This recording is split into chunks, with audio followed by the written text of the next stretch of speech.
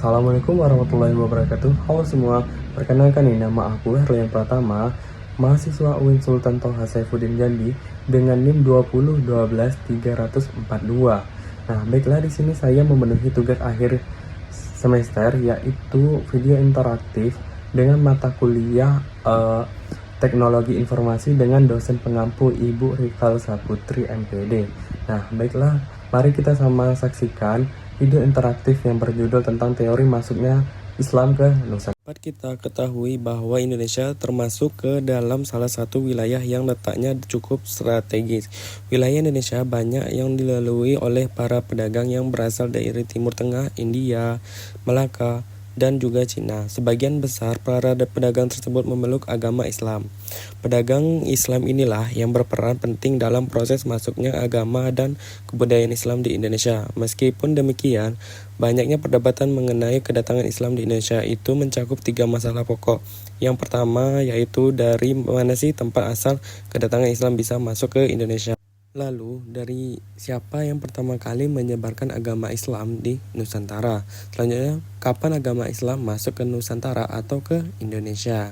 Nah, jadi baiklah, dari teori beberapa itu memiliki beberapa perdebatan. Nah, mari kita bahas di dalam video pembelajaran interaktif tersebut ya. Teori yang pertama yaitu teori Gujarat. Gujarat merupakan wilayah yang kini termasuk bagian dari negara India. Teori Gujarat menjelaskan bahwa Islam masuk ke Indonesia itu pada abad ke-13 Masehi dan dibawa oleh para pedagang dari Gujarat atau dari India. Teori Gujarat pertama kali dicetuskan oleh J.P. Menurut J.P. Nepal, orang-orang atau para pedagang dari India telah memeluk agama Islam dan kemudian mereka berdagang di Indonesia dan secara tidak langsung merekalah yang menyebarkan agama Islam ke Indonesia. Teori ini didasarkan pada 2 bukti sebagai berikut. Yang pertama, corak batu nisan makam Sultan Malik Al-Saleh dan Maulana Malik Ibrahim memiliki kemiripan dengan corak nisan yang ada di Gujarat. Sultan Malik Al-Saleh merupakan sultan dari kerajaan Samudra Pasai yang ada di daerah Sumatera. Yang kedua yaitu yang kita ketahui hubungan dagang Indonesia di India telah berjalan cukup lama dan berlangsung cukup baik. Dari adanya 2 teori tersebut maka lahirlah teori Gujarat. Walaupun dari Gujarat memiliki cukup bukti, tetapi banyak ilmuwan atau sejarawan juga menyanggah teori Gujarat ini. Kelemahan dari teori Gujarat yang pertama yaitu kurangnya bukti pendukung. Terus apakah hanya karena kesamaan corak batu nisan? Dan apakah betul agama Islam dibawa oleh para penduduk India hanya karena kemiripan dari batu nisannya saja? Kemudian yang kedua, pada abad ke-7 sampai dengan abad ke-13 Masehi, pengaruh Hindu dan Buddha masih kuat di wilayah Gujarat atau India. Sehingga dengan adanya kelemahan tersebut, maka muncullah teori yang kedua, teori Persia. Teori Persia mengatakan bahwa agama Islam masuk ke Indonesia pada abad ke-7 Masehi. Persia sendiri merupakan wilayah bagian dari negara Iran. Para pedagang dari Persia inilah yang pertama kali menyebarkan agama Islam menurut teori Persia. Teori Persia juga didukung oleh beberapa bukti. Yang pertama yaitu adanya kesamaan budaya saja antara budaya yang berkembang di Nusantara dengan budaya yang ada di Persia ya. Kemudian kebudayaan ini yaitu adanya kesamaan dalam memperingati 10 Muharram atau Asyura. Hal ini serupa dengan tradisi Tabut di Bengkulu dan tradisi Tabu di Sumatera Barat. Selain itu, adanya penyerapan dan penambahan kosakata bahasa Persia ke dalam bahasa Melayu. Meskipun memiliki beberapa kelebihan, namun ada sebagian ahli yang masih menaklukkan bukti-bukti terkait masuknya Islam dari Persia.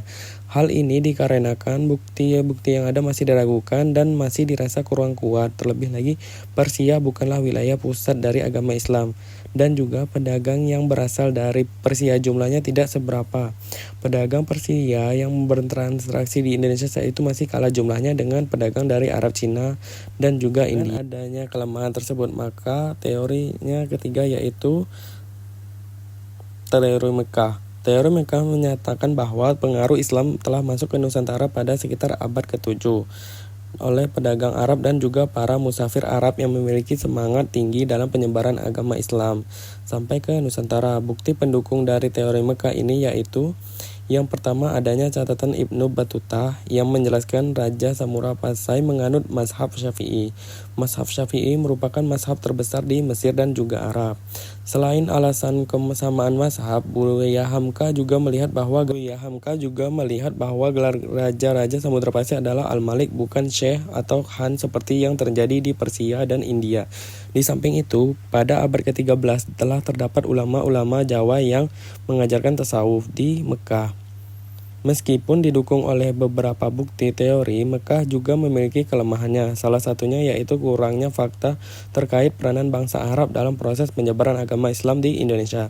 Sehingga teori Mekah masih dianggap lemah keberadaannya dan melahirkan teori yang keempat, yaitu teori Cina. Teori Cina yang terakhir itu yaitu mengatakan bahwa agama Islam masuk ke Nusantara yaitu pada abad ke-7 dan dibawa oleh para saudagar Cina yang sejak dulu sudah dikenal sebagai pedagang Indonesia. Para pedagang dari Cina ini sudah beragama Islam, kemudian menyebarkan agama Islam ke Nusantara.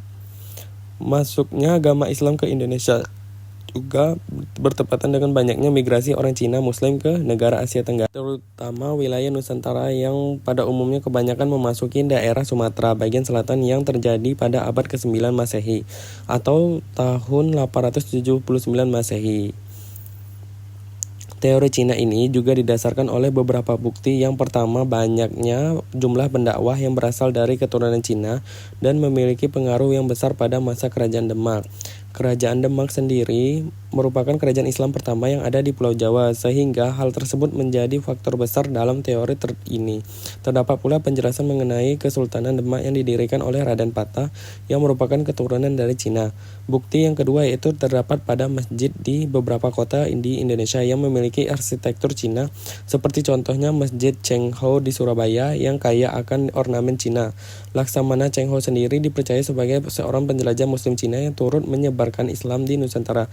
Selain itu, adanya catatan penulisan gelar raja-raja Islam yang ditulis dengan menggunakan istilah Cina. Meskipun didukung oleh beberapa bukti, teori Cina juga memiliki kelemahannya yang membuatnya ditentang oleh beberapa ahli.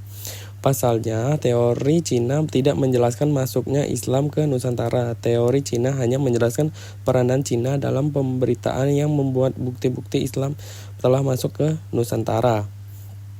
Nah, teman-teman atau anak-anak sekalian, itu merupakan 4 teori masuknya agama Islam ke Nusantara. Walaupun semuanya memiliki bukti masing-masing, tetapi juga dari 4 teori tersebut memiliki kelemahannya, sehingga masih banyak hal-hal yang perlu dilakukan untuk mencari fakta dan juga bukti terkait bangsa mana yang pertama kali menyebarkan agama Islam ke Nusantara. Mungkin cukup sekian yang bisa saya sampaikan kepada teman-teman atau anak-anak sekalian.